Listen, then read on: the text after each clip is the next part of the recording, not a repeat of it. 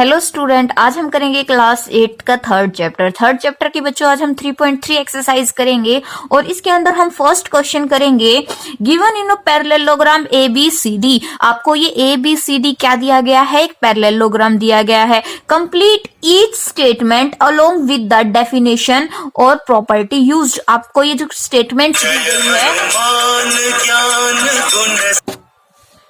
आपको जो ये स्टेटमेंट्स दी गई हैं, आपको ये स्टेटमेंट्स कंप्लीट करनी है। जैसे कि आपको दिया गया है AD, क्या दिया गया है? AD किसके इक्वल होगा? देखिए AD पैरेललोग्राम क्या होता है बच्चों? जिसके अपोजिट साइड्स एक दूसरे के पैरेलल भी होती है और एक दूसरे के इक्वल भी होती हैं, वो क्या होता है? पैरेललोग्राम। जिसके हमने सामने की साइड एक दूसरे के इक्वल होती है और पैरेलल होती है, और इसके जो अपोजिट एंगल होते हैं ना, ये भी एक दूसरे के क्या होते हैं? इक्वल होते हैं। ठीक है, उसको हम क्या बोलते हैं? पैरेललोग्राम। क्लियर है? अब देखिए AD यानी कि ये वाली साइड, तो ये वाली साइड किसके इक्वल होगी? इसके ना अपोजिट साइड के। तो यहां पर क्या आ जाएगा? BC। यहां पर क्या आ जाएगा? BC। अब इसने पूछा है एंगल DCB, यानी कि ये वाला एंगल किसके इक्वल होगा? तो अपोजिट एंगल एक दूसरे के इक्वल होते हैं, तो ये किसके इक्वल हो जाएगा? DAB के। किसके? DAB के। एंगल DAB के ये इक्वल हो जाएगा। अब इसने बोला है ये CO किसके इक्वल हो जाएगा? इस AO के, क्योंकि जो डायगोनल्स होते हैं ना पैरेललोग्राम, ये भी एक दूसरे को मिड पॉइंट पे बाइसेक्ट करते हैं। ठीक है, तो ये OC किसके बराबर हो जाएगा? OA के। किसके बराबर हो जाएगा बच्चों? ये OA के। क्लियर है? अब इसने ये बोला है कि DAB यानी कि ये वाला एंगल, ठीक है, और CDA यानी कि ये वाला, ये दोनों एंगल का अगर हम सम करें तो कितना आएगा? ये चीज तो आपको पता है बच्चों। एक ये दोनों एंगल्स का सम हमेशा कितना होता है? 180 डिग्री होता है। कितना होता है? 180। इनको हम एडजेसेंट एंगल भी बोलते हैं। कौन से एंगल बोलते हैं? Adjacent angle. तो इसका सम ये किसके बराबर हो जाएगा? 180 डिग्री के। क्लियर है? अब देखिए हम कुछ आगे सॉल्व करते हैं। Consider the following parallelogram. ये कुछ आपको पैरेललोग्राम दिए गए हैं। Find the value of the XYZ, और इनमें आपको XYZ की वैल्यू निकालनी है। बहुत ही आसान है बच्चों, बस आपको यही पता होना चाहिए। जो पैरेललोग्राम होता है उसमें अपोजिट एंगल्स एक दूसरे के इक्वल होते हैं, और एक लाइन पे बने दो एंगलों का सम कितना होता है? 180 होता है। क्लियर है? इन दोनों का लगा लीजिए या फिर आप इन दोनों का लगा लीजिएगा। ठीक है, हमेशा इनका सम कितना होता है? 180। ठीक है, और अगर इस फिगर की हम बात करें बच्चों, तो आपको पता है ये वाला एंगल कितने का होता है? 180 डिग्री का। अगर हम इसको ऐसे बीच में से काट देते हैं और ये वाला हमें पता हो तो ये वाला निकाल सकते हैं ना 180 में से माइनस करके, है ना? अगर हमें ये वाला पता तो ये वाला भी निकाल सकते हैं 180 में से माइनस करके। ये चीज आप पहले ही सीख चुके हैं। ठीक है, अब आगे देखिए फर्स्ट क्वेश्चन हम एक करके देखते हैं।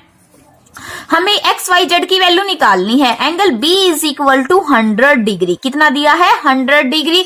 अब देखिए हमें पता है कि जो एडजेसेंट एंगल होते हैं इन दोनों का सम कितना होता है? 180। तो मैं लिख सकती हूँ angle C plus angle B is equal to 180। Angle C plus angle B कितना है? 100 इज इक्वल टू 180। तो एंगल C कितना आ जाएगा? 180 माइनस 100। तो angle C is equal to आ जाएगा 80 डिग्री। अब देखिए बच्चों ये वाला एंगल क्या आ गया? 80 डिग्री। अब आपको पता है कि पैरेललोग्राम के जो अपोजिट एंगल होते हैं वो एक दूसरे के इक्वल होते हैं। हम लिख देंगे कि एंगल C किसके इक्वल होगा? एंगल Z के, क्योंकि opposite angle of parallelogram is equal. Parallelogram के जो अपोजिट एंगल्स होते हैं ना वो इक्वल होते हैं। अब एंगल C हमारा 80 है, तो इसीलिए एंगल Z भी कितना हो जाएगा? ये एंगल A भी कितना हो जाएगा? 80। ये एंगल A भी कितना हो जाएगा? 80। ठीक है, और C की जो वैल्यू थी वो क्या थी? X।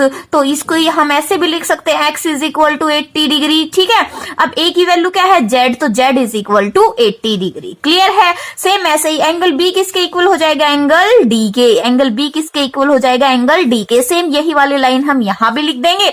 और एंगल B हमारा कितना है? 100। तो एंगल D कितना हो जाएगा? 100 डिग्री।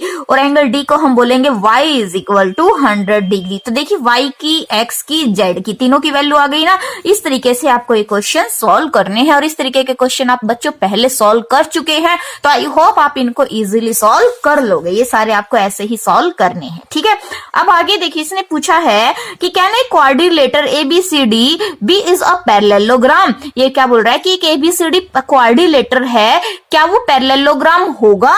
क्या वो पैरेललोग्राम होगा इफ यदि angle D plus angle B is equal to 180 degree. इसने क्या बोला है कि angle D plus angle B कितना होगा 180 डिग्री। तो सबसे पहले हम एक पैरेललोग्राम बना के देख लेंगे बच्चों। इस तरीके के क्वेश्चंस के लिए हमने एक पैरेललोग्राम बना दिया।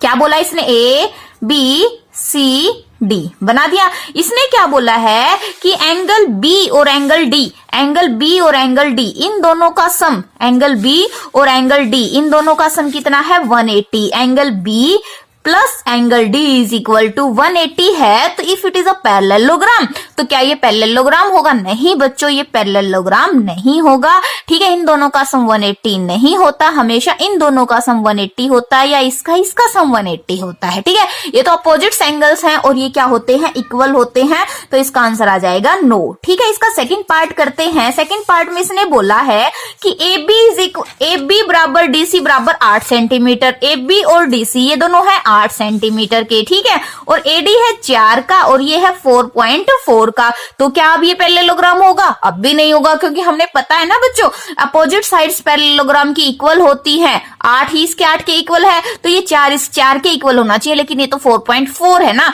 तो इस वजह से यहां पर भी ये नो हो जाएगा। क्यों? क्योंकि AD is not equal to BC, इसने ये गिवन है, और हमेशा क्या होता है, एडी इक्वल होता है बीसी के। क्लियर है?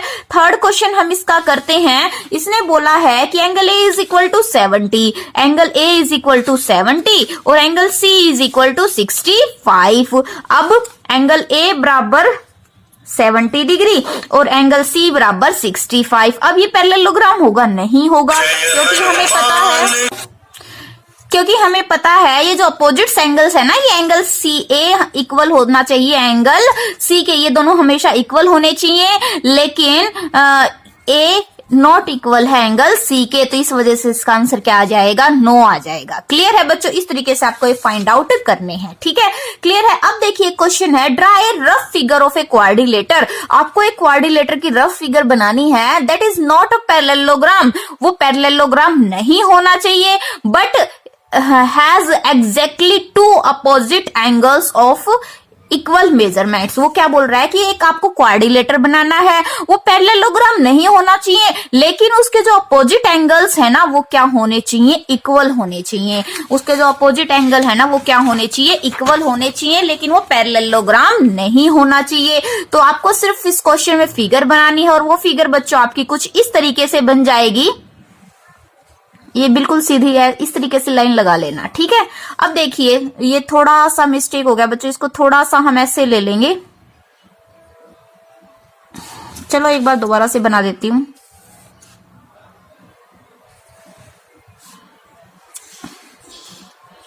इस तरीके से आप वो फिगर बनाओगे। ठीक है, अब देखिए ये वाला एंगल भी यहाँ पर 100 डिग्री के आसपास बनेगा और ये वाला एंगल भी 100 डिग्री के आसपास बनेगा। आप इसको नाम दे दीजिएगा ए बी सी डी। इस तरीके की आपकी वो फिगर बनेगी जो पैरेललोग्राम नहीं होनी चाहिए, लेकिन इसके अपोजिट एंगल्स क्या होने चाहिए, एक दूसरे के इक्वल होने चाहिए। क्लियर? अब ये पैरेललोग्राम नहीं है ना, क्योंकि देखिए इन दोनों की लेंथ क्या है, इक्वल नहीं है। किसी भी अपोजिट साइड्स की लेंथ क्या है, इक्वल नहीं है, लेकिन ये आमने सामने वाले एंगल इनके क्या है, इक्वल है। क्लियर है?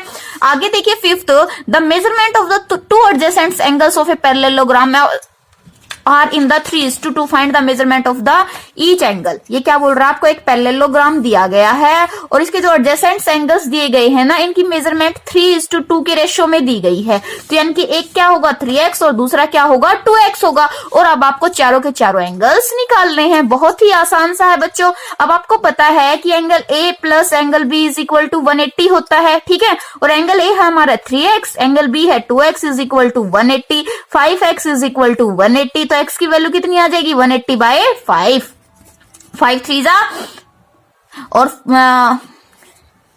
36। x की वैल्यू कितनी आ गई 36। तो एंगल a किसके बराबर आ गया 3 × 36 और एंगल b किसके बराबर आ गया 2 × 36। क्लियर है?